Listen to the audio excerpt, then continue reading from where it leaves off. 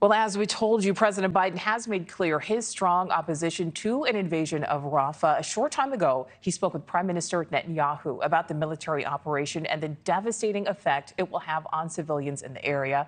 President Biden has told Netanyahu several times Israeli forces should not invade the region without a credible plan for civilians and humanitarian aid.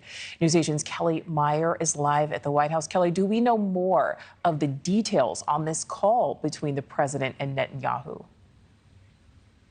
Yeah, Nichole, we're actually just getting those details in. And what stands out to me is the very last line in what's called a readout that the White House provides of this call between President Biden and Israel's Prime Minister Benjamin Netanyahu. And the last line reads, quote, "The president reiterated his clear position on Rafah." That was it. That's all the readout said in terms of this potential Rafah invasion. Now, what that means is the president has been conveying to Israel that he wants to see a clear and credible plan to keep civilians safe, aid workers safe, and continue to get humanitarian aid into Gaza, into that area, before they go forward with a Rafah invasion. Now, we saw President Biden returning here to the White House just in the last 20 minutes or so, as he is faced with questions over what would happen to U.S. policy towards Israel if they were to go ahead with this Rafah invasion against the president's, his warning here.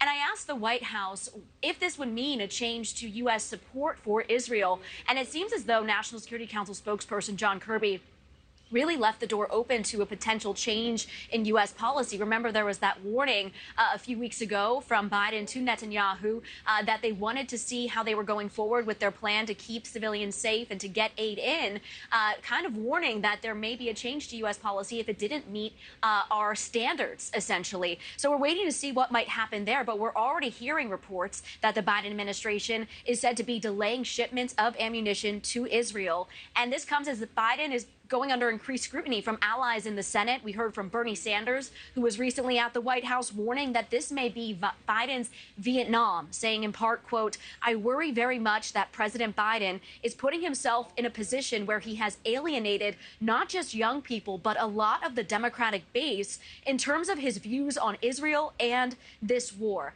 There's also questions around that humanitarian aid pier where we have U.S. troops off the coast of Gaza getting ready to move humanitarian aid into Gaza to help with the situation there. There are question marks around what that means for that plan. We also know that President Biden is set to meet with Jordan's King Abdullah here at the White House in a short time from now for a private lunch. He was last here in February, and they had conversations about a ceasefire. Jordan has been calling for a ceasefire since really the very beginning. Nichole.